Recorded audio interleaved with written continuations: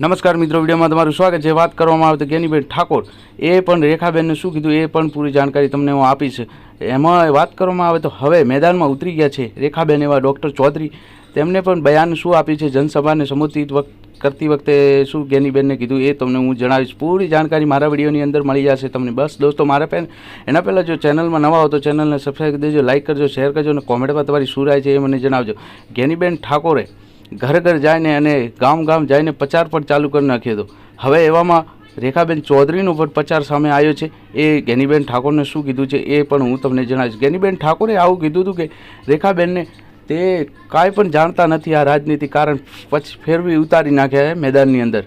એમને તો drone camera દ્વારા ઉતારવામાં આવ્યા, આવું કહેવામાં આવ્યું હતું। હવે રેખાબેન ચૌધરીનું પણ બયાન સામે આવ્યું છે, એ શું છે એ હું તમને જણાવીશ। બસ મારી સાથે બન્યા રહેજો વિડીયોની અંદર। પહેલાં આ વિડીયો જોઈ લો, પછી આગળ વાત કરીએ।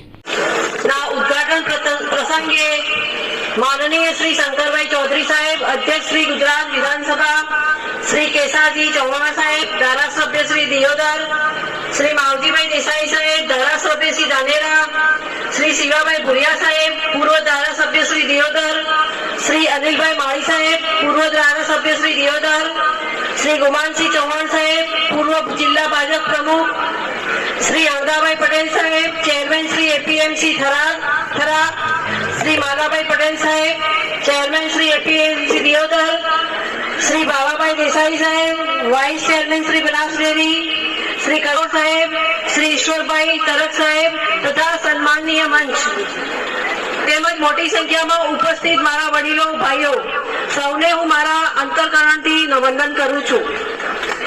ખેતીવાડી ઉત્પન્ન બજાર સમિતિ એ સરકારી માળખું છે તથા ખેડૂતો માટેનું એક અગત્યનું અંગ છે। બનાસ બેંક હોય, બનાસ ડેરી, સંઘ, એપીએમસી વગેરે સરકારી સંસ્થાઓના માધ્યમથી બનાસકાંઠા જિલ્લો આર્થિક